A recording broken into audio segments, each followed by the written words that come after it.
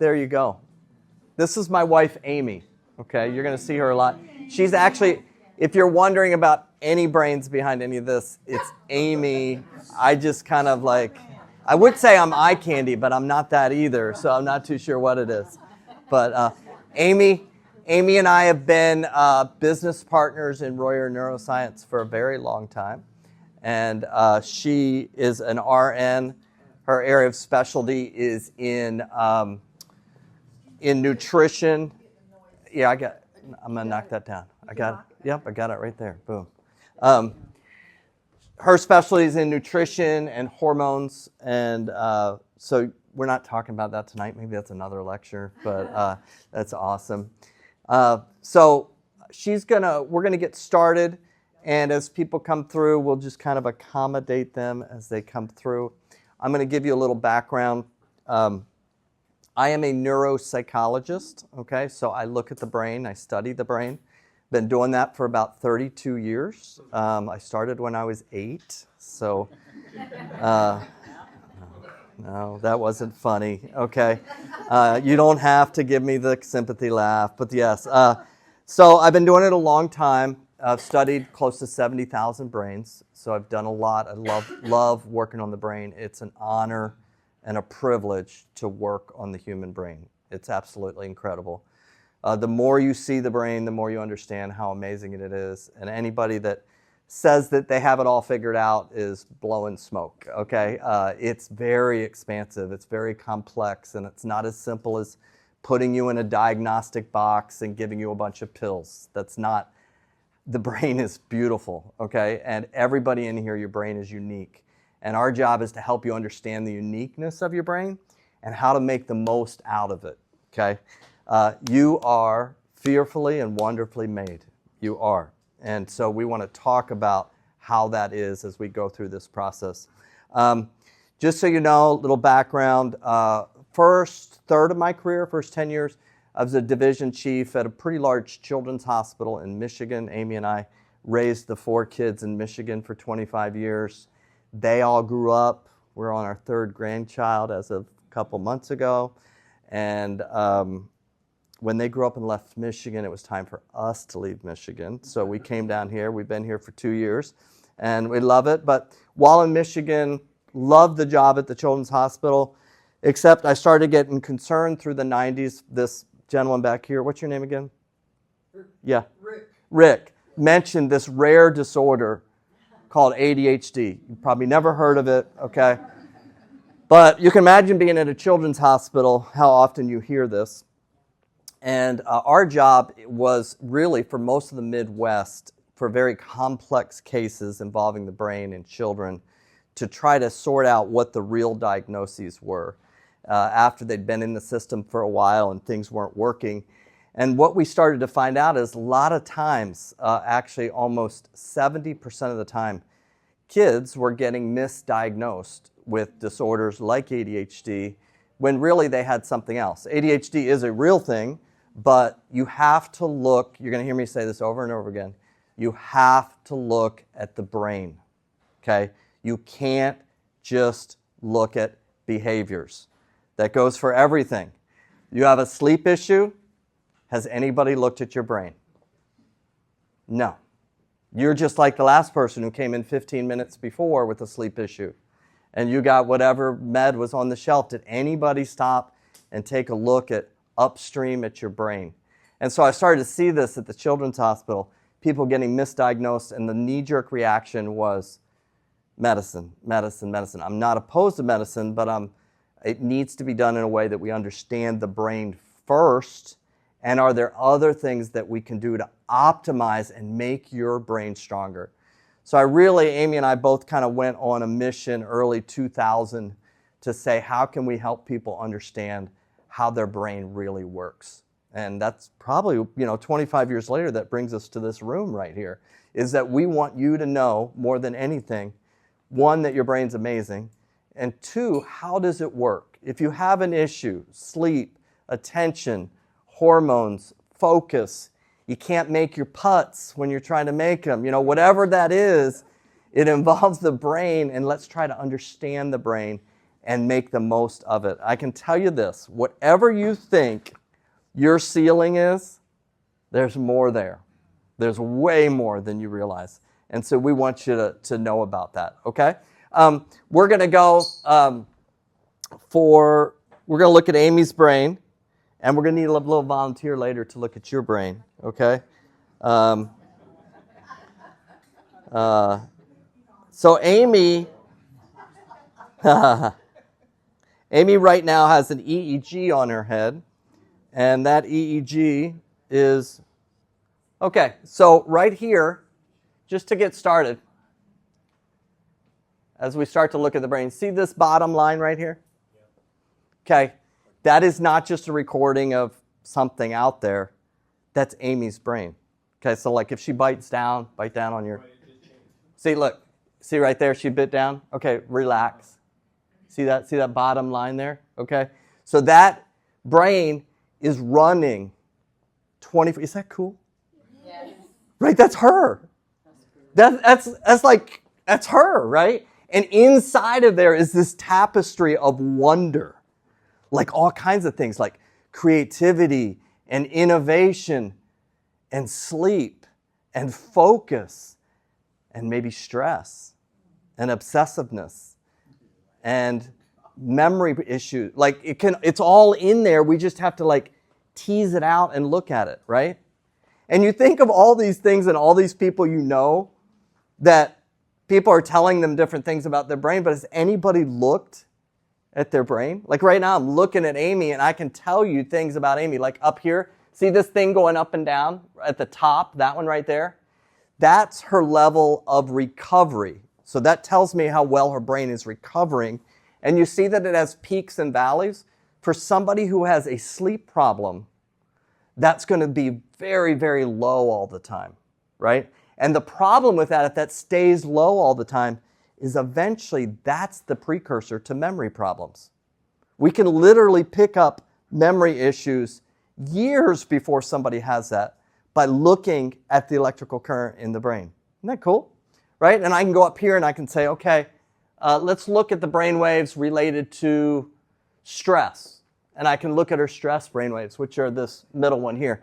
And then we're kind of jumping ahead here, but in her brain, you're going to get quizzed on all of this, so get ready, okay? In her brain, she has about 40 different frequencies at which the brain can run, okay? So do you see this bar at the bottom on this guy right here? And it starts at 1 and it goes up to 45. Those are all the different frequencies or speeds at which her brain can go. And it's that tapestry we saw earlier was an intertwining of all these different frequencies, okay? Now 0 to 12 has everything to do with recovery. So you were given 12 specific brainwaves that help you sleep, they help you rest, they help you store memories, and they help you be creative. Creativity is actually a slow brainwave, 0 to 12. It's called alpha. But those bottom 12 are all the brainwaves that make her recover. If Amy was low there, so they're slow, so they have high amplitudes, because it's like cycling 3 cycles a second, so it's really tall, where these fast ones are cycling 45 cycles a second, so they're very shallow. So the physics of the way a good brain is working is it should go tall on the left in the slow brain waves and low on the right. Does that make sense? Somebody who's really anxious, this thing would take off at the end. All the fast brain waves would go up, okay? So then 12 to 20 is like the perfect marathon runner. It's like the perfect focus, calm, creative, innovative, okay? Like when somebody's in the zone, they're between 12 and 20 hertz.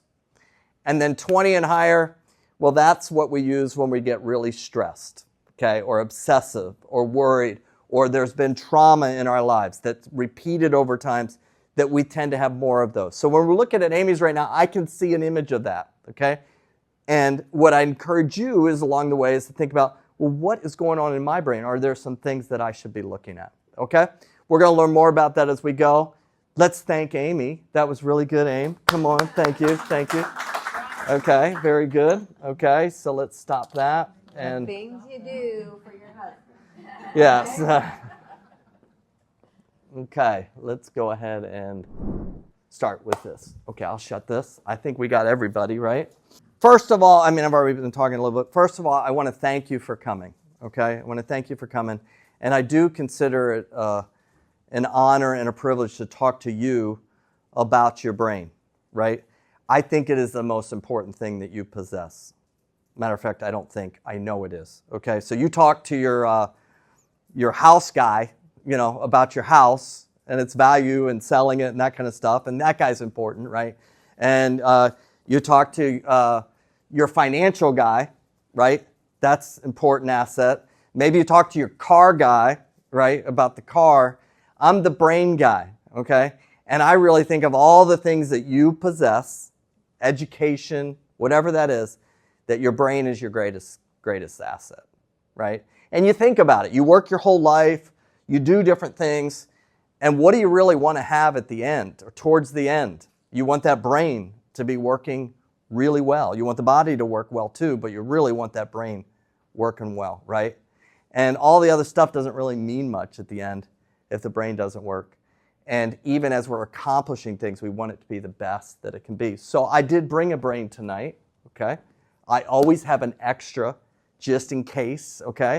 Keep one in the back of my car, in the trunk, just in case I need one, okay? So this brain right here is about the size of your brain, okay?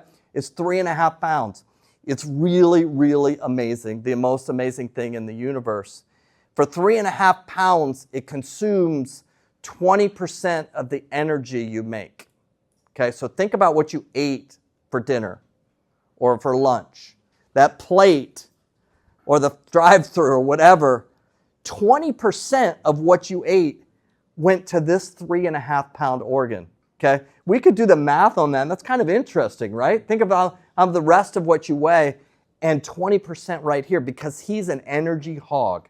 He needs the electrical current. You saw the electrical current in Amy's brain, right? Does that electrical current ever stop? No. It runs from the time she was conceived until the time she dies. It never stops. That's cool. Like, wow. Isn't that wow? Like, it just keeps running. Like, I get, like, my computer, sort of. I can't even get that. I can't even figure that out, right? Then I plug it into that outlet, and it charges in some way, and it has electricity, and it needs electricity from a power plant someplace, and these guys need electricity from a power plant someplace. But did you plug into anything today? No, you didn't. It's crazy. You have been making the same electrical current that's in here all the time, your entire life. You're not even thinking about it. That's like a big wow, right? Isn't that cool? We're making that all the time for this guy to run.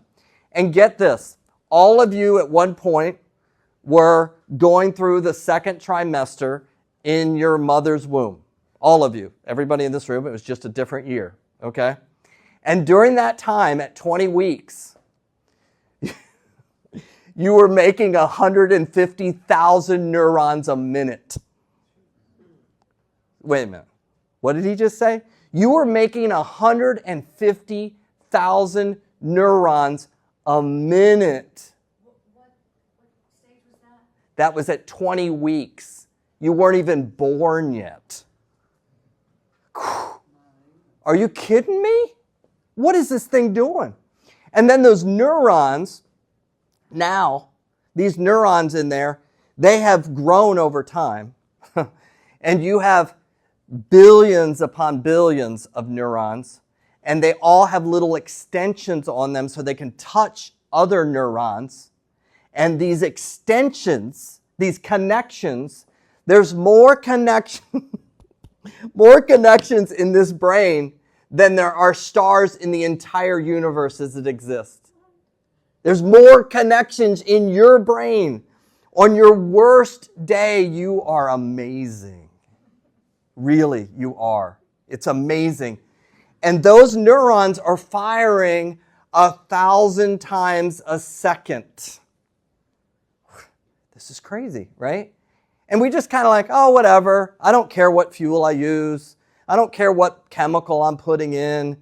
Who cares about my sleep? No, this guy, he's very important. He's super important. And so out of that, this brain runs other systems in your body that in and of themselves are absolutely incredible. Amy could tell you about what the gut does, and the digestive system is just crazy. There's more neuronal connections in the gut than there are in the brain. It's just crazy, right? But what are some systems that you have, systems in your body? Name me a system. Digestive, okay? This guy is figuring out your digestive system. And every 30 days, your body's making a brand new stomach lining. It's taking the one away and replacing it with a brand new one. And it's figuring out through the digestive system how to manage sugar, how to manage nutrients. You can take whatever you want into you, sort of, and turn it into electricity through the digestive system. That's nuts, right? And it's important what we do put in, not just how we look, but what kind of electricity are you making? Like, I can make electricity from a Big Mac, but I can also make it from well-sourced foods, and the electricity is going to be different. Make sense? Give me another system that we have. Wow, go guys. Woo! Boom, I love it. Okay, circulatory, okay? The blood system, okay? Circulatory system in the brain, if you put it all together, would go around the world twice. Come on, are you fearfully and wonderfully made? You are amazing, right? Even on your worst day, you're amazing. And you can leverage that. Think of what the brain does. It learns. Everything in your life, think of what you've learned. It's just crazy what it can learn. One other system. We said respiratory, oxygen. Okay? We're going to get to that one in a second. I'm going to hold that one in queue. But let's finish with this, okay? So I need the brain. There's so many cool things we could talk about the brain. But let's talk about something that's super important, which is memory, okay? Is we need to remember in order to kind of move forward, right? Think how important memory is to your life, right? Relationships, work, life, just things you do. The retention of memory is so important. And I think probably in the most important arena is in relationships, right? Like if you can't remember these relationships that have brought you joy or sadness or whatever, it's just hard to develop and grow. Memory is so, so important. That's why it's so scary when your memory isn't intact. And I'm all about, people getting their colonoscopies at 50. I'm great about that. But why aren't we getting brains measured at 50? Like, why isn't your doctor saying, hey, let's go take a peek at your brain?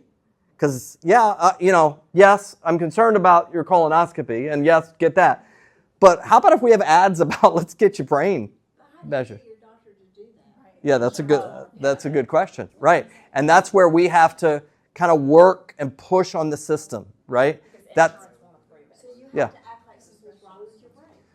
Yes, and you need to find, and we'll talk more of this, but find the resources to know what it is we're looking for, right? Like, I chose to leave some of those systems because I knew how important it was and how marginalized the brain was getting. And so I needed to look at that differently.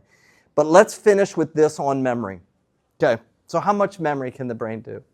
Okay, so we're doing some video right here. And, have you ever sent like a movie file and how hard it is to send a file? Because it's so heavy duty, there's a lot of memory in it.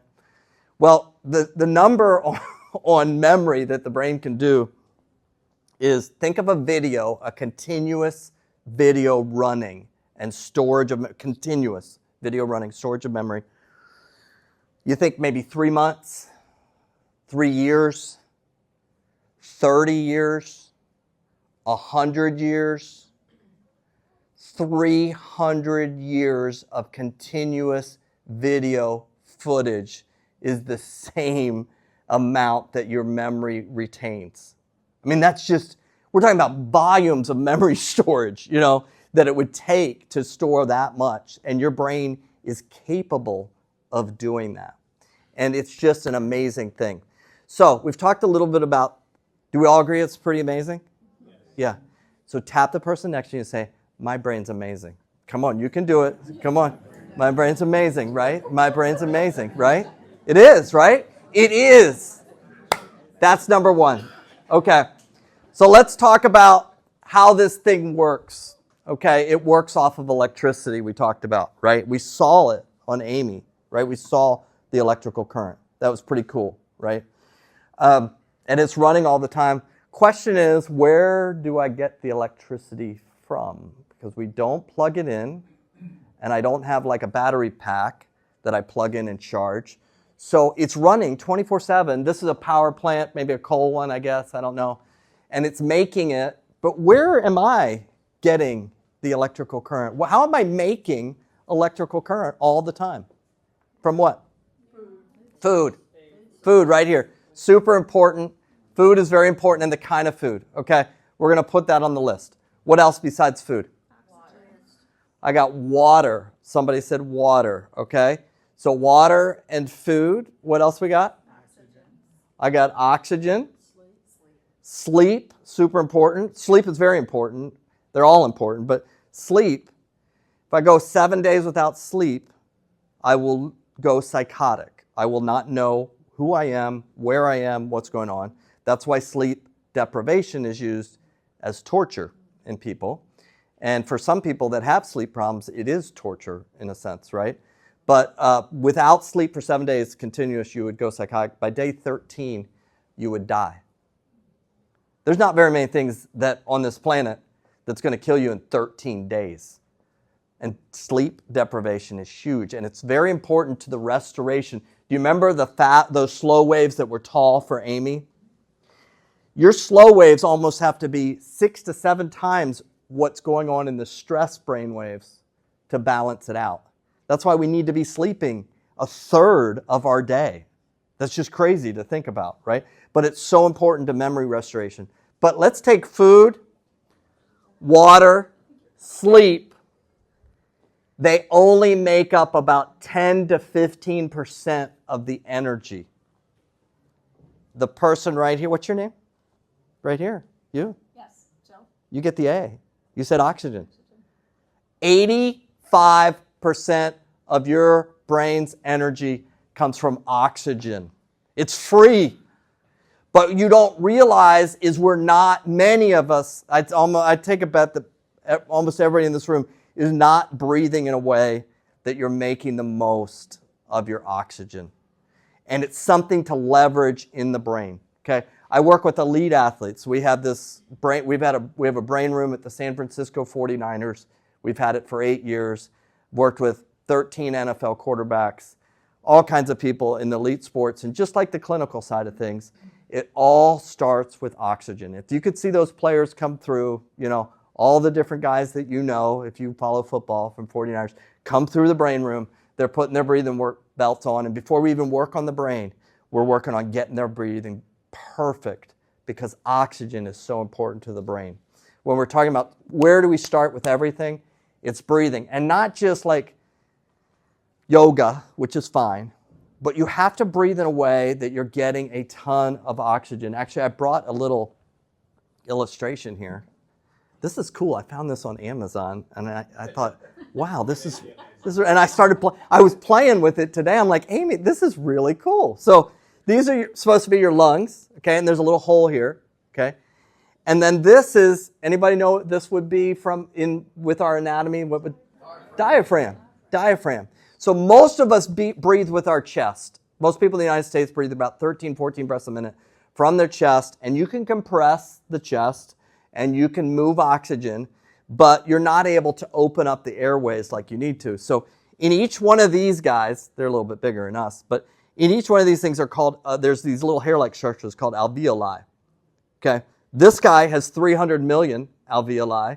That one has 300 million alveoli. And together, they cover, when we fill it correctly, the size of a tennis court per breath because of their distribution. Are you cool or what? You are cool, okay? You tell somebody tomorrow, I am cool, okay? 600 million alveoli in these lungs, and they cover the surface of a tennis court per breath. But if I compress with my chest and I'm sloppy with my stomach, I only cover about the surface area of a tennis court. So this guy right here, I brought him today, okay? That's your heart, okay? He's kind of tied into this one here. Not kind of, he is, okay? So whatever this guy's doing, this guy has to make things happen. So if this guy's short on oxygen, what do you think this guy does? He works harder, right? So if I'm all sloppy in my breath, I'm breathing from my chest, shallow, fast, then this guy has to do what? He has to work harder. There's not even anything going on, but he's working harder because I can't get my breath right, okay? But when we use our diaphragm correctly, and this is really cool. It's Amazon, right? So I pull my diaphragm down and see how the lungs open up? Isn't that cool? I don't know how in the world it's doing that. And then I put it up and they collapse, right? And then I pull the diaphragm down and they open up. Now I could compress it this way with my chest, but that's not doing the same thing as engaging my diaphragm. Very few people engage their diaphragm correctly. And that's one of the first things we work on with people is how to engage your diaphragm. We have a whole school of third graders in California where when they come in the morning, they all put their breathing belts on and they pull their iPads up and they all work on their diaphragmatic breathing. What do you think the incidence of ADHD has happened in that group? Learning problems, anxiety, sleep, breathing. What did you call that? Diaphragmatic breathing. Yeah, so that's cool. We're going to get to that. Okay, so it all comes from oxygen. Come on, let's rock and roll. Okay, so we're going to go to about 8:15. All good? Okay, so once we have the electrical current, we're making it from oxygen, then the brain sends that to all these different systems, the electrical current, and this is a concept I want you to think about because this is not the concept that you're going to see in the classroom. It's not the you're going to see in at work, and you're also not going to see it in your doctor's office, okay? A lot of my good friends are physicians, okay? But they're not thinking this way, and I need you to start thinking this way because I want this room to optimize your brain, okay? And so most of the time we get stuck on behaviors. I got a behavior, and we go after that behavior.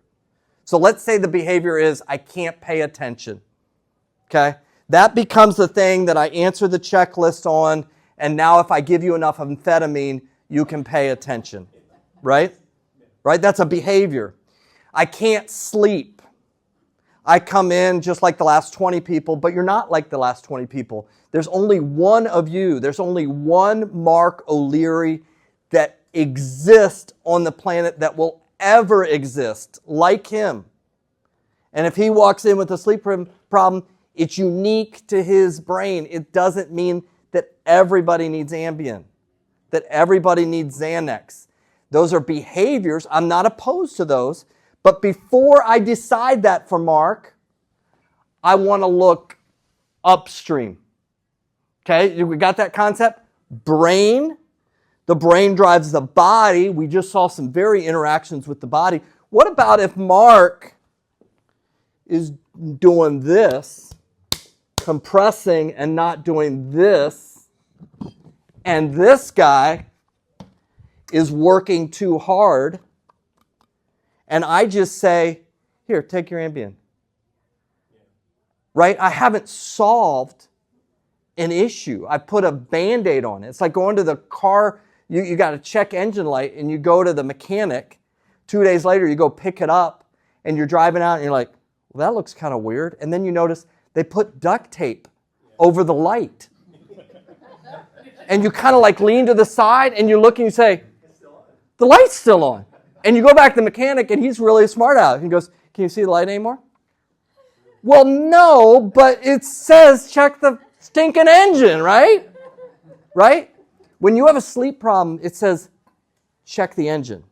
When you have an attention problem, it says check the engine. When you have a hormone problem, check the engine, okay? If you've got a long COVID issue, check the engine, okay? We are really good. I have a daughter who's a biomolecular chemist, okay? We're really good at chemistry in the United States. We are so good at chemistry. I'm not opposed to that, but that's not the fix. That's just an ambulance if you need it. But if you're in the ambulance 5 years later, that's not a good ambulance, okay? So we need to work on that, okay? So be thinking, brain, behaviors, and then in between. So traditional medicine, when we deal with behaviors like anxiety and depression, we have a great book in the back called Tsunami that Amy and I wrote. It's all about the epidemic of anxiety and depression, okay, which is just awful on college campuses all across the United States. It's getting worse and worse, and we were promised in 1990 with the onset of Prozac that depression would be gone in 10 years. Newsweek told us that, and it is not even close. It's gone the other direction, right? And so we need to understand what the thoughts and feelings are, and can I change you chemically with your thoughts and feelings? Can I give you enough Xanax so you're not anxious? I can, but what have I done anything to the brain that actually helped it, right? So we need to fix it, because once I get rid of that chemical, I'm right back to where I started, right? We have to teach it, work it, make it better, okay? So we always got to be upstream. You're going to hear me talking about that, okay?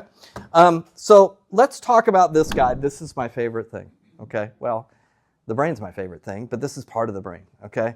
The autonomic nervous system. Let's say it together. Ready? Autonomic nervous system. That was pretty good, but we can do a little bit better. Okay, ready? 1, 2, 3.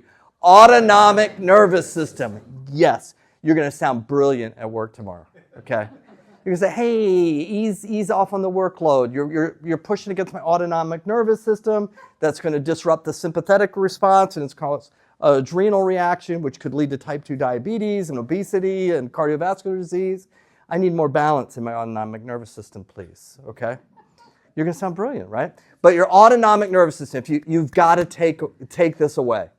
This guy is really at the core of everything, okay? So what the autonomic nervous system does is you made the electrical current. We made it, right? And it primarily came from oxygen. Good. Mark's got it. Okay, let's try. It primarily came from oxygen. Okay, so we made it, and now we got to manage it. So we got to manage it, because I can't just use it all at once. And I have these ups and downs, right? I have sleep, I have awake, right? I got all these things going on. So I got to have something that like manages it for me. And so you've got the coolest software system. You got so many cool things in you, okay? It's just crazy cool. You got this autonomic nervous system, and what it's doing is it's looking at the environment all the time, and what do you think it's using? 5 things it's using to analyze the environment. 5 things that we possess. Our 5 senses.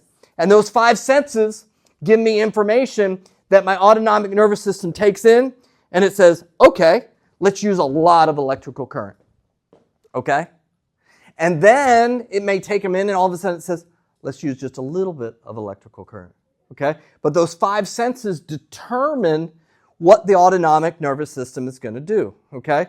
So I brought a friend of mine, okay, this guy right here, okay? If I was to step outside, I've seen these on hole 3 before out here. No. If I was to step outside and I saw a real version of this out there, I would use my senses, and my autonomic nervous system would go really, really fast, and I would go into sympathetic, which you know is fight, flight, fright. And it would happen instantaneously. You wouldn't barely even be thinking about it.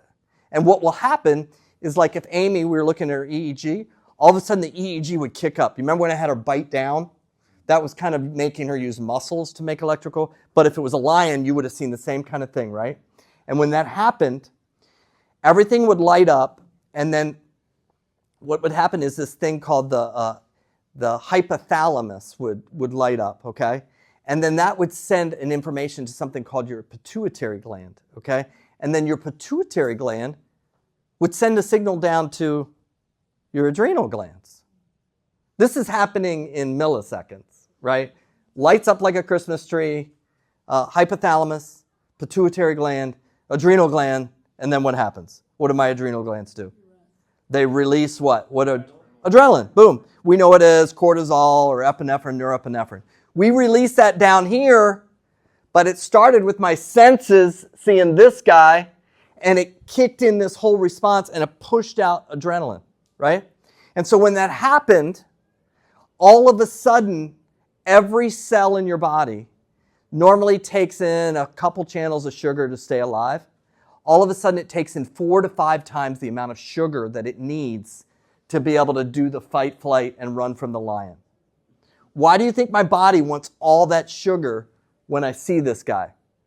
What do I get from sugar? Energy. Great. And it works for me getting away from this guy, okay? But I shouldn't be using that all the time, should I? That's called the HPA axis. I should not be using that all the time. And in the animal kingdom, like I said, the senses, they use the senses, and that's all they use. So there's a great book written by this neurobiologist, Dr. Sapolsky. This is a wonderful read, not too difficult. It's called Why Zebras Don't Get Ulcers. What does a zebra have to deal with? Lions, real ones, right? But when the chase is over, if he survived, he goes down to the river and he starts drinking and he goes into parasympathetic. He relaxes. And he's down there with his baby zebras and he's not worrying about his 401k. He's not. He's probably not even worried about what he's going to eat the next day. He's not worried about if he can move into a bigger house or what his job is doing or what's going on in a relationship with his wife zebra, right? He's just living. He's present. He's present and he recalibrates. But we don't do that as humans, do we?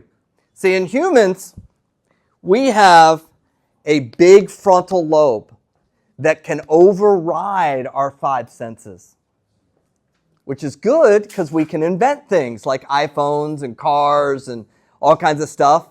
But the bad thing is we think about things in the future and in the past that maybe we shouldn't be thinking about all the time.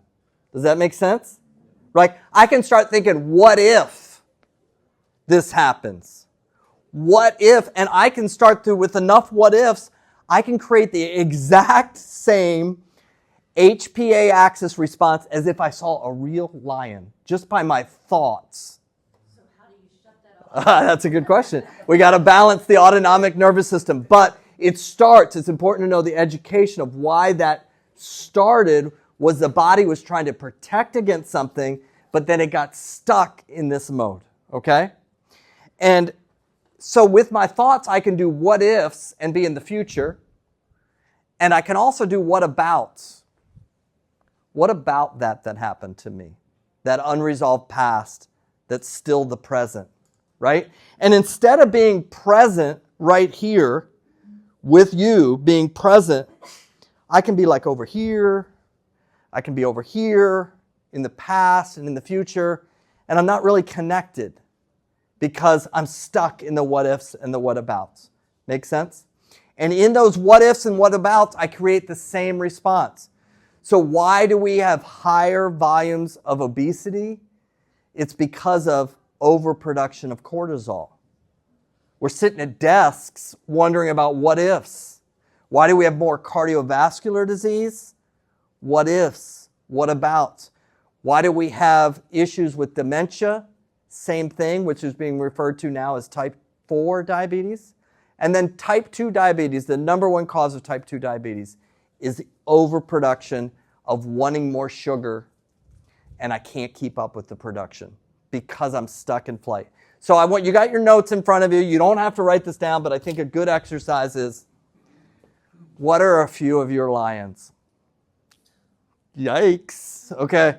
What is 1 or 2 of your lions? You don't have to write it down, but I want you to think about that. And is that really worth the cost? What if? And can I fight against that? Can I work a way to make my system stronger? Okay? Is anybody willing to share one lion with me? Yes, you will. Children. Worry over our children. Worrying about children. Yeah, I love the fact that we now have these 3 grandchildren, but now I worry more about, it used to be just worrying about 4 kids. Now they have spouses and it's 8 kids. And now we got these grandkids. Like, are you kidding me? It's worry. Yes, I get it. One more. Work. You're thinking about work. And you're what if. I know. I've been there. I can remember the days where I would just, man, there's 4 kids. We're putting in private school. We're doing this. How am I going to make enough? And I'm just laying there, right? And am I in parasympathetic, in the mode that I need to sleep? I'm in what mode? Sympathetic. But I don't get that word sympathetic for that. Sympathetic is not sympathetic like sympathy. It's more of a fast response. Sympathetic is a fast response. The medicine sometimes messes it up. Okay. So let's go ahead. Once I've done that, okay, there's my lion. Every system now responds. Okay? So I worry about the kids and what happens to my heart. Starts going faster. And I need to chill out and go to sleep, but I can't do that because the heart's going faster. What happens to my respiratory system? Shallow, faster. What happens to my adrenal system? Pumps out more adrenaline. Okay, what happens to my immune system? It drops.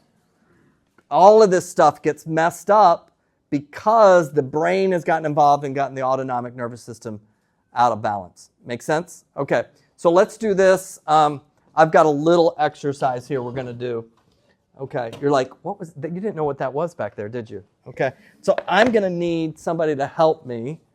Jake, can you help me? This is my son-in-law, him and my daughter, just gave us our 3rd grandkid. 2nd, Rose, father of Rose. Okay, so you're going to stand over here. Is that okay? And we're going to keep this balanced. And this guy's going to represent my autonomic nervous system. Okay? Okay, so if I put the lion here, and I've got a lot of lions here, what happens to it? It goes down. It's what I call tilt. Instead of being balanced, now I'm tilting. It could be a real lion, but it could also be a made-up emotional lion, right? But my autonomic nervous system doesn't know any better. It just tilts. And when it tilts downstream emotionally, well, first physically, keep her tilted. Physically, it's messing with all these things we talked about, right? Adrenal system, type 2 diabetes, all these things are impacted by this dang lion I'm creating in my head, right? It's messing up my physical system. And it's also messing up my emotional system, right? And it's messing up my behavioral system because I'm in tilt. You see that? I'm in tilt. I'm out of tilt, okay? So what do we typically do in this situation, okay, with tilt? Let's throw one of these guys, okay? We throw a few of these things in here, and maybe that does that, but has it really fixed this? No, it hasn't, because once I take these are external, away, I'm back to tilt again. And underneath the surface, I've got all these issues going on, okay? And what I need to be able to do is, like my friend Mark there, okay, is I need to be able to sleep and be able to balance out the lions, okay? And so we need to create this balance. But unfortunately, our nervous systems, let's take this guy back off. Our nervous systems are stuck in this mode because this position right here, which is our brain and body, is very fragile. This is called, does anybody know what this would be called on this balance beam? What would be the word? Fulcrum. Fulcrum. And there's different, I just found this out from ChatGPT, okay? So don't think I'm not an engineer, okay? But I found this out, that when it tilts a lot, this is called a knife fulcrum. We might know that as a razor's edge, right? You ever feel like your life is on a razor's edge? Like one more thing and I'm going to tilt, right? And it's on a razor's edge. And so any little thing is tilting because my fulcrum, my body and my brain are not in a stable, it's very fragile. It's on an edge. And so tilt happens. You know, sometimes we can't take this away. Sometimes I cannot take this away because it just happened, right? I have a great video. We do a lot of work at Liberty University with all their student athletes. We have these kiosks. Yeah, go Liberty, go Flames. So they come, and during the day, because we're about trying to fix anxiety and depression on college campuses, and we're at multiple campuses. But they go to this kiosk and they sit down and they breathe. They do the breathing belt, and then we work on their heart, and then we work on their brain. But we're trying to build resilience because we can't take the stress away. I love the athletic director did a video for us, and he says, we're purposely putting these athletes under stress. That's what it means to be an athlete, right? Doesn't it, right? It takes stress to be successful. Stress is not necessarily a bad thing. The problem is balancing the stress, right? And so building resilience affects the fulcrum, okay? And we're coming into these things, and yes, things are going to happen. Yes, I'm going to get grandkids, and we're probably going to get more, and somebody's going to get sick, and this is going to happen. These are going to happen, but if I'm living on a razor's edge, it's going to get me out of tilt, and I'm going to compromise my sleep. But what about if I could do this?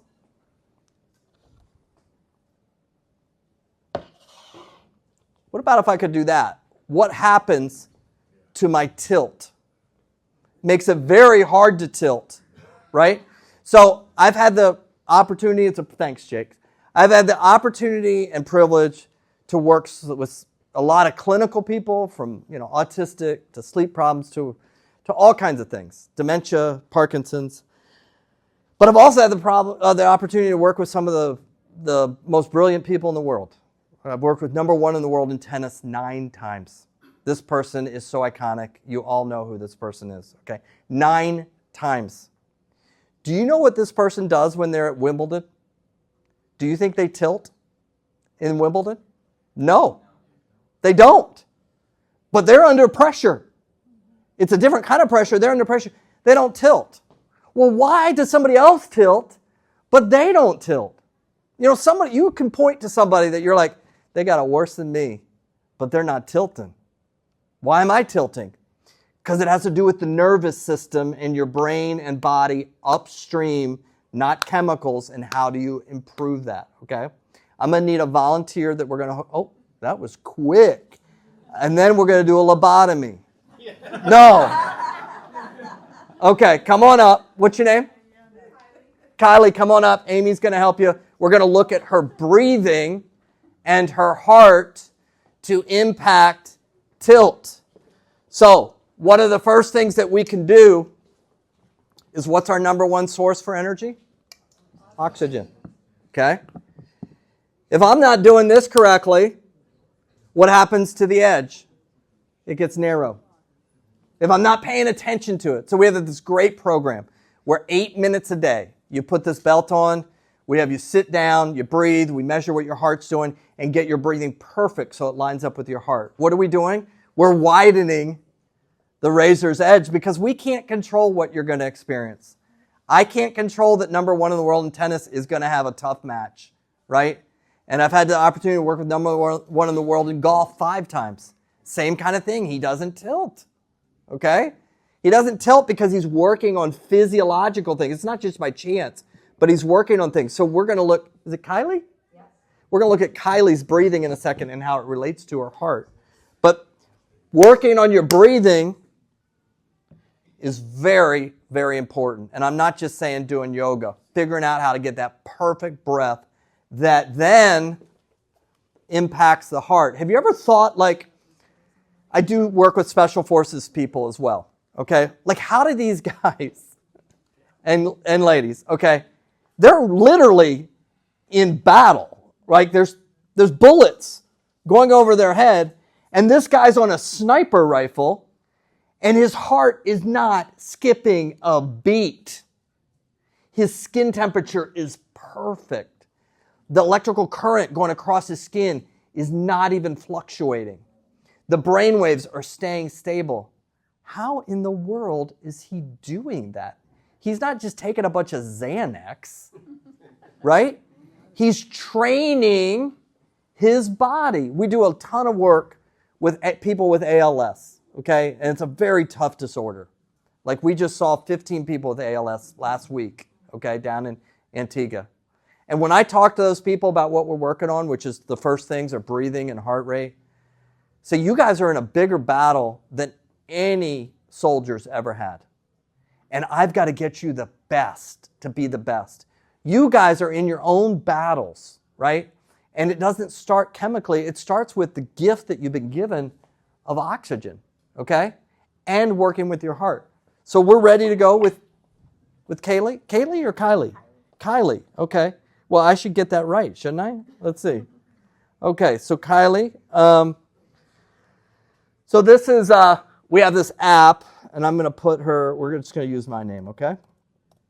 And while she's working on this, I'm going to explain a couple things to you about breathing, okay? Kylie, thank you for letting us do this, okay? And let's do this guy. Okay. So this is all educational, but we will have an offer at the end if you do want to get assessed on some things. And one of the things we would do is assess this, your breathing and heart rate. So this is an example of that, okay? So we got let me see this guy. Mm-hmm. That's on, boom. Good aim. You got that on there correctly. Nice job. We're only doing a few 100,000 of these, okay? Breathing belt is on, boom, okay?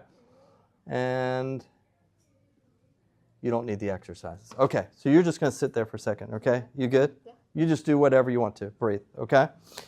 So, just breathe, okay? Just breathe. Okay, so she's taking in oxygen. Okay, so right now, what's going on behind the surface is that finger sensor is measuring about 5 to 6 different variables related to her heart, okay?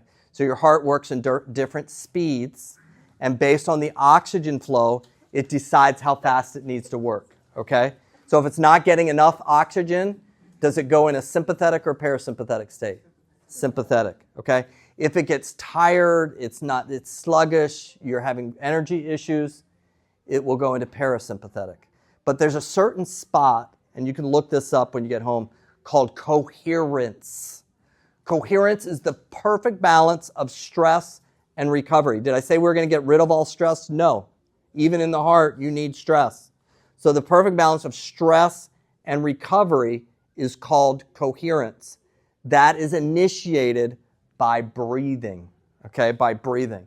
So right now, as we're looking here, the white line is her heart beating up and down, okay? And when we talk about pulse, and I say you have a 65, that's just what the average is. It's really up and down because it's a muscle. Do you guys understand that? That sometimes it might beat 80, and then sometimes it beats 50, and then your average is 65, okay? I'm not interested in your average. I'm interested in all the different variations. I think it's going to catch up here, Aim, okay? I want to point over here to the right, okay? This is measuring coherence on her heart. So the red is the heart going too fast, stress. The blue is fatigue, and the green is perfect balance. So when you look at Razor's Edge, and you look at, interesting, this thing is called this fulcrum is, it has a different name. It's a platform fulcrum, but it's not sensitive to the environment. It's very stable, okay? So this, being deeper, has everything to do with the green, okay? The more green in there, the further down and more resilience I have, okay? So we're going to work on something. I want you to do this with me, okay? And everybody else, first, can you uncross your leg and just kind of, okay? Then I want you to put your free hand on your stomach, and we'll all do this. Everybody do this. Hand on the stomach, okay? Good posture. And I want you to work on push your stomach out. Don't even worry about breathing right now. Just push it out, and then pull it back in. That's very attractive, I know. Okay, pull it back in. Okay, so push it out slowly because we're going to activate the diaphragm. Get it out of the way, and then pull it back in. Let's do 2 more of those. Out, slowly, and back in. Okay, now we're going to breathe. So when I inhale, the stomach's going out. So think about biomechanics. So I inhale, stomach out, hold it for a second. Exhale, slowly, okay? Inhale, watch the green bar for her. Stomach out, exhale. Okay, slowly. Do you see the rhythm in the heart starting to happen? Look at the green bar. Okay, inhale, stomach out. Look at the rhythm on our breathing. And you see that the heart is starting to go into a sine wave? Do you guys see that, the white one? 2 more of them, okay? Okay, we'll stop there. Thank you, Kylie, okay? Let's take that off. And let me just point out a couple things, okay? Okay, so if I could work with Kylie for about another 10, 15 minutes, she would get that green, would take over. So if you watched, so that number is called, great job. Let's give her a round of applause. That was awesome. Okay, so do you see that the heart, the white line, whoa, what just happened? Oh, Bob, don't worry about it. Don't worry about it. It's okay. It's okay. Don't worry about it. That's okay.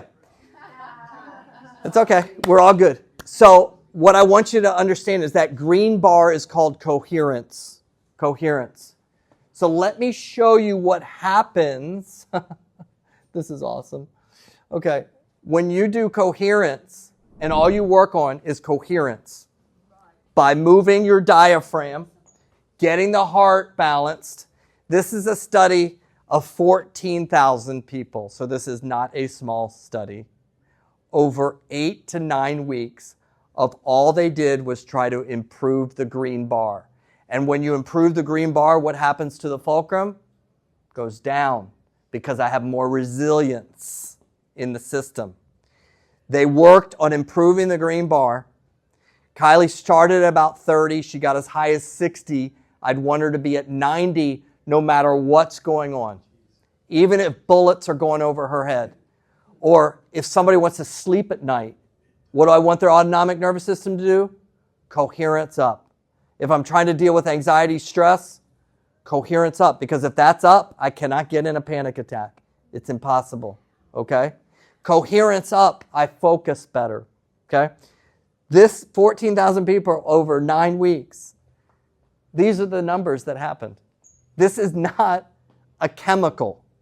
This is just breathing, working with your heart, finding the rhythm. And look what happened. This is why we wrote Tsunami, okay, and why we're dealing with anxiety and depression on college campuses, because the answer is not Prozac, okay? It may help as a little ambulance, but we have to teach resilience and lower the fulcrum, and one of the things is through that breathing.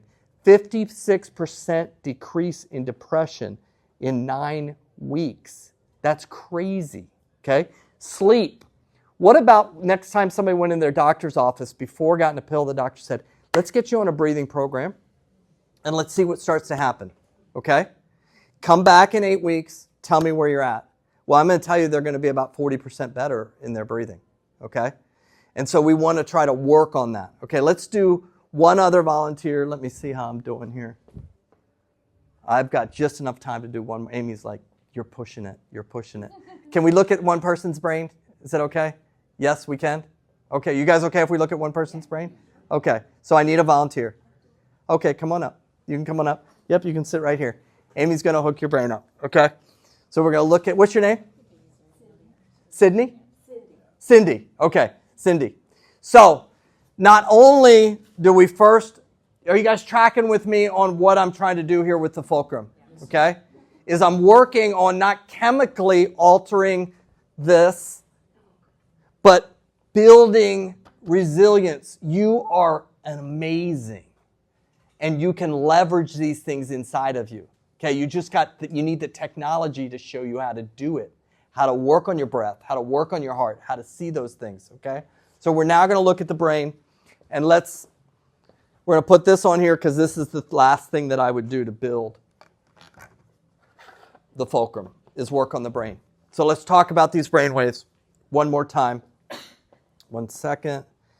Let's go to here, and boom. Okay.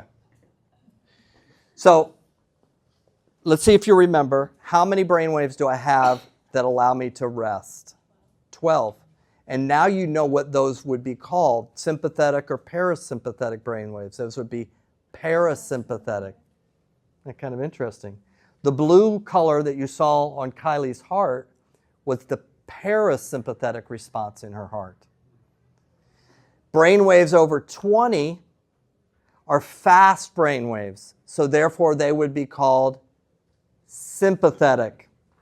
In the heart, man, it seems like somebody kind of made it this way, okay? The heart, the red was sympathetic on her heart, but we also see it upstream in the brain. Does that make sense? So with Cindy, we're going to look at her brain, okay? So let's go ahead and do that. And you're doing good. Okay. Okay, here we go. Almost there. You guys have been such a great group. Fantastic. You're making it easy, okay? I think we got a brain here, Cindy. I think. Some days I wonder. Yeah, same here, right? I wonder too. Okay, here we go. Okay, just stay nice and relaxed. Okay, so these brain waves right here are right there, that one going up, 1 to 8 hertz. 1 to 8 hertz.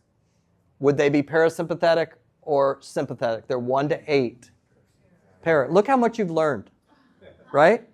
Most doctors' offices aren't going to know what the heck you're talking about, okay?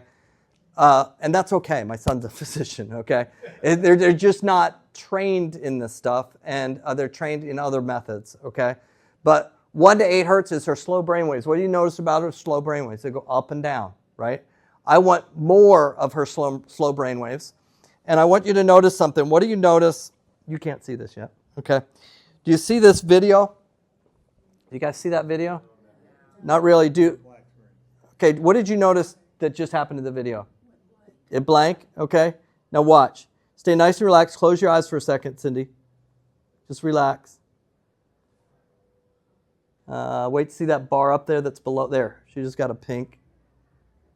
Let me make it a little easier on you, okay? Her brain is driving this right now. See, it got brighter? Did you guys see that?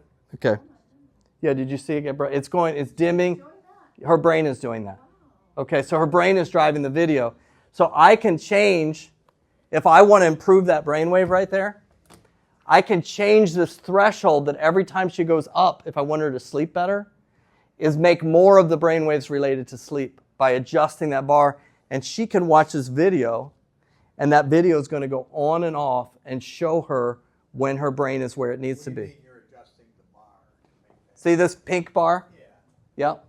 I have it set at 50%, but I could make it really hard on her, or I could make it very easy. You're controlling that. Yes, over there. But all that to say is that your brain waves are going up and down. They're in there, and so for the person who has a sleep problem, person who has a fog problem, the person who has an anxiety problem, the person who has whatever issue, attention, it's a brain wave that's out of balance, and we need to bring it back into balance, okay?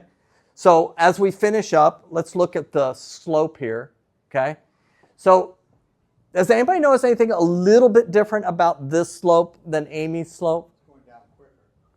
Good job, John, okay? And that's okay, Cindy. We're just looking at your brain. Okay. So John noticed this. Do you see? You're fine. I'll show it to you later. See how it comes down and then it goes back up again a little bit? We call that sag, okay? That's a little bit related to sleep, okay? And so I want that to get filled in over time. I don't want to chemically alter that, but I want to teach the brain to do that, okay? And then the last thing is these brain waves related to stress. She's doing very good, this second one. So right now the stress is low. See how it went low? And then it just popped up a little bit, okay? So somebody who's got a sympathetic problem, they're having a lot of those spikes, okay? And we don't want to just chemically push those down. We want to teach the brain how to do that over time, okay? And we don't need to get into explaining how we do that. But ultimately, what I want you to understand is that it's very important, more so than understanding about teaching the brain how to switch these things, is first assessing what's going on. That's what we're about tonight, is figuring out, like, what's out of balance, okay? What's off in these different things? What's going on with my breathing? Is my brain on a razor's edge, or do I have a wider resilience? Make sense? Okay. Let's thank Cindy. There's her EEG right down there, which is pretty cool. That's been running her entire life. I won't ask you how many years it's been running, but it's been running her entire life. Isn't that awesome? Let's thank Cindy for coming up, okay? Okay, let's finish up. I'd like to take a couple questions, and then we'll be done. Is that okay? It's 8:09. I said we'd go to 8:15. Question. Yes? Did I understand you to say that dementia is a result of more sugar? There is a component of activating the HPA axis that causes the brain to get stuck in the sympathetic state and not recover like it needs to. So some people are talking about what is referred to as, instead of type 2 diabetes, type 4, because it's in a stress state. But sugar can impact that. Okay. Yeah, John, did you have a question? How do you train your brain? Well, it's a long, it's a lot, but that's the next lecture. That's the next lecture, and we can talk about that more. But let me explain just briefly this, okay? I want you guys to think about this, because everybody in this room has done this, okay? Do you remember when you first drove a car? Remember first drove a car? The poor person that sat in the car with you? How awful that was. Do you remember that? And over time, though, you learned to drive the car. And how did you learn to drive the car? You needed something to teach you how to drive a certain speed. And what was that you needed? A speedometer. Our cops. Yeah. Right? And the cop tells you went this fast, and you know that's too fast. But you learned through a feedback loop. Right? Now, without getting into big detail, which we can talk more about this later if I meet with you, is we need to create a feedback loop for your brain so that it can see when it's going, what speed it's going, okay? So now you've interfaced with a speedometer so long, okay, that you can be driving down the road and not even think about it.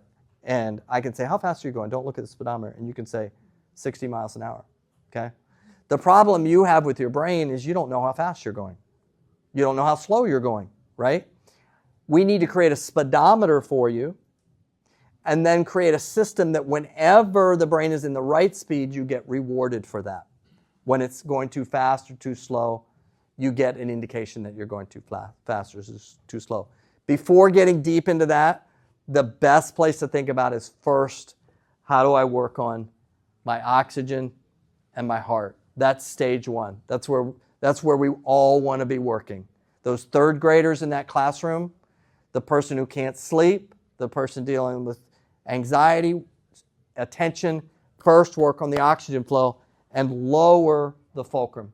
Okay? Other question? Yes. Yeah, so it sounds like you're saying out of the ways that we can optimize our brain for free, so to speak, breathing is kind of the number one tool to start with. So building on that, like, do you have a number one go-to like breathing method or breathing practice or something that we could start out with? Yeah, so the breathing right? number one is to work on that pace that we talked about, okay? So breathe in at a 4 seconds, hold for a second, and then breathe out 5 seconds and hold for a second, okay? So Stomach out and stomach in? yes, always moving the stomach in and out. And we have a great program where you can rent one of these belts, and through the app, you can work 3.5 minutes sitting every day and then 3.5 minutes standing, because you don't live your life sitting, breathing. And then what's really cool, get this, once I get the biomechanics down, once I get Kylie with the belt, okay, and we get the consistency right and she's making me a lot of green, then I tell Kylie, okay, you can't look at the screen anymore, but pick anything you want to listen to. Spotify or watch something, whatever you want to watch. But the music will only play when you're breathing correctly. Is that cool? Right? And the moment she's listening, she's jamming to her tunes, boom, boom, boom, and all of a sudden they stop. What happened to the rate and consistency of her breathing? It was off. And she's like, oh, shoot. She starts getting back on track. What do you think happens to the music? Back on again. Now, what are we doing? Yes, she's learning that, but what am I doing to the fulcrum? I'm getting it down, because she's now learning something that she wasn't aware of is now becoming into awareness. And just like driving that car at the right speed, she's now learning that. And I can go at 5 minutes. Well, why don't you watch something for 30 minutes? You pick something on Netflix you want to watch. But it will only play when you're breathing correctly, because the breathing is important to the autonomic nervous system, which is important to downstream emotions and behaviors. I don't just go cover those up. I go up and fix it. Very cool app. We call that our core app, just working on that, which is really cool. Okay? 2 more questions. Yes? Her. What was your question? Yeah, for the sake of brevity, I just very quickly been through major, unusual trauma, prolonged. Yep. The last 20 years. Different, Mm. consistent, really. Yeah. One day my body just shut down. Yep. And put me in bed for 3 days. Yep. I was not sick, Mm. but I could not get out of bed. I couldn't even make it to my kitchen. Now I have that pattern in my life where I will go and I will deal with all this, but there comes a moment where my body will just shut down on me. And I have to go to bed. I can't. And it's a horrible feeling, because you feel like you're lazy. Absolutely. You feel like you're sickly. You feel like, I want to know what's going on. Yes. So a deeper evaluation would help with that. Yeah. But and this is very, very difficult. Your nervous system did something good for you, which was try to protect you through those trauma situations. Just like the guy in the foxhole, his nervous system becomes super, or lady in the foxhole, it becomes super alert to everything. And it goes into sympathetic to protect, to protect, to protect. And then all of a sudden, there's no more foxhole, right? But what's the nervous system doing? It's still stuck in tilt, right?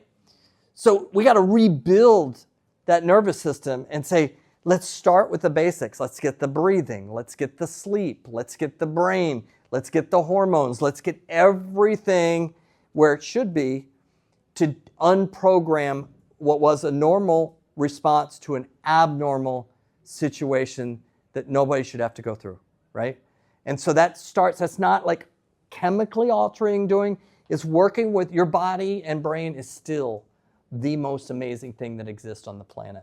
And it's leveraging that. Isn't it true that when you go through prolonged trauma, that it creates a deficit in your immunity system, in your immune system? Absolutely. It can kill you. I mean, my first husband died. Yeah. And they could not find out what was wrong with him. Very healthy. But we went to the best, Duke, and then to Mayo Clinic in Minnesota. They could not, they go through so many tests. He was completely healthy. But something in his brain caused, he had gone through 4 years of severe trauma. Yeah. That it causes white blood cells to come out and attack. It had nothing to attack, so it started attacking his peripheral nervous system. And a neurologist at Duke said it shouldn't skip to the central, but it did. Yeah. So Let's. they never had a reason or a closure of what killed him. Mhm. Let's talk a little bit more afterwards. But you're pointing out exactly the furthest extreme that this goes. This is a normal nervous system response when it gets in tilt. And right now, many of us might be here, but what you're talking about is what happens when it gets in here. Let's take that. Go ahead. And I'm surprised that I haven't died. Yeah, because of the exactly. same stress. Which means you must be very resilient. So I let's, feel like it. yeah. Let's finish with this. Yeah, go ahead. No, I was just thinking, so many, well, I think almost everything you talked about goes back to anxiety. Because even with like waking up in the middle of the night, you're like, I gotta go back to sleep, I gotta go back to sleep. I mean, so much of it is that it works its way back to anxiety, which I think causes depression when you start trying to treat Yes. it with alcohol or drugs or whatever medication. But I was thinking about, what about, and I know what she's talking about, inner influences, but I was thinking about like outer influences like heavy metals, Wi-Fi, LED lights. I mean, there's a big difference between LED lights and incandescent lighting, which we can't even buy more. 5G, frequency from 5Gs. So, two-part question. Are you able to address like those outer circumstances, and does listening to like 480 megahertz or 400, because I've heard a lot about quantum frequency Yeah. healing, or quantum healing. Will that address, are you able to address outside influences? I guess what I'm getting to. Yeah. And for a quick fix, are we able to tune into a frequency on our phone, which I often do? Yeah, Does that work? So the thing that you always want to be looking at is you want to look upstream. You want to look at what is the brain doing in relation to maybe positive, like binaural beats that you're talking about, or what's it responding to negatively, something like EMFs or those kind of things. But you always have to look at the brain. And even when you start some type of medicine, you need to be looking at the brain and seeing how it's impacting. And that's what we want to try to help with. So let's finish with this. First of all, I really had a good time. I hope you guys had fun. That was really good, okay? And we want to get you guys all your book. So everybody gets a book. Einstein, which is about ADHD, is actually back ordered right now. So we have one of two books that you can choose. We have the one about the tsunami, which is about anxiety and depression. Talks a lot about breathing and heart rate. We have Einstein's going to be, if you really want Einstein, which is going to be here in a couple weeks because it got back ordered. This is all about ADHD and misdiagnosis of ADHD. This one, Forge Your Inner Armor, is fantastic. It's all about the basics of how do we work on building this resilience in the system. So we have both of these in the back for when we're done, and you can choose one of the two for free, okay? If you want to buy another one, you can buy them. They're usually 10. You can buy them for $5 if you want an extra one, okay? Then I would love to meet with you guys. Anybody that would like to get your brain assessed, you'd like to get your breathing assessed, you'd like to get your heart assessed, and then after I have all that data, us meet for 45 minutes to talk about everything that I'm seeing in your brain, body, heart. What are some things that we can do to build resilience, and maybe even talk through some of these different things that you want to talk more in detail, okay? So the way that we do that, okay, is we normally, assessments which cover all those things are typically around $500, okay? And that's meeting with me too and everything. If you came to the lecture, which you did, they're $250, okay? So for $250, I'm going to measure all three areas of your brain, look at every frequency in there. We're going to measure what your heart's doing. We're going to measure what your breathing's doing. And then I'm also going to have you go through a survey of some different things about your autonomic nervous system, right? So that I can see where you fall compared to thousands of people. So I can try to ascertain what's going upstream for you, whether that's something that you just want to be better at or something that you're struggling with, okay? So the way that we're going to do this is I have these cards up here, okay? So these cards right here are for next Tuesday, okay? So Tuesday from 1 to 6 back here at Verdict Ridge, back here, 1 to 6, I'll be seeing people. If you want to come in and be seen, you just pick a slot, and we see you during that slot, okay, 1 to 6. Then this side over here is Saturday. This Saturday, 9 to 2, okay? So you just pick a card. You'll see different times on there.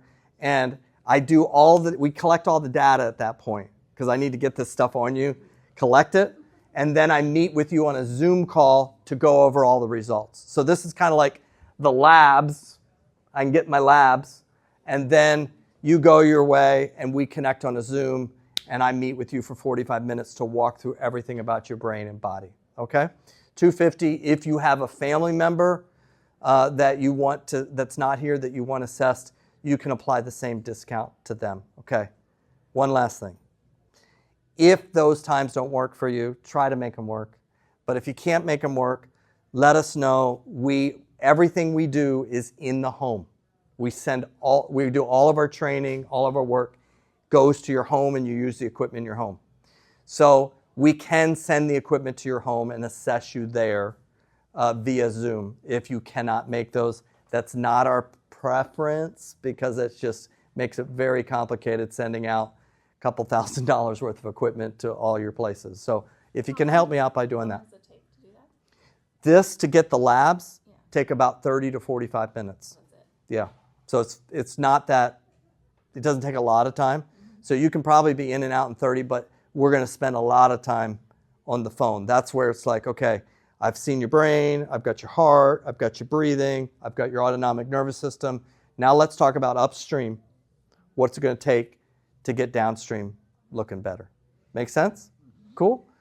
Any others? Still cookies in the back, water in the back? I'm going to be in the back with your books. So don't leave without your getting books. Jake and Amy are going to come up front, and they're going to help over here with the sign up here, okay? Does that make sense on what I was saying on the sign up? Yes, Alicia. Okay, I'm not trying to hijack, but I'm not a plant. I hardly know him, but I met him by happenstance, and he helped my son. I could cry, and he said, as we left today, I said, I'm going to see Dr. Royer. He said, tell him I feel so much better. He's 18. I can tell you if you want to know. I'll tell you what it is. I'll be very candid, but brilliant. Thank you. Well, thank you for saying that, Not Alicia. even barely into it, and he's Yes. already feeling really Yeah. better. Awesome. Hey, guys, great job. Thanks for coming, okay? I'll be in the back with your free book, okay?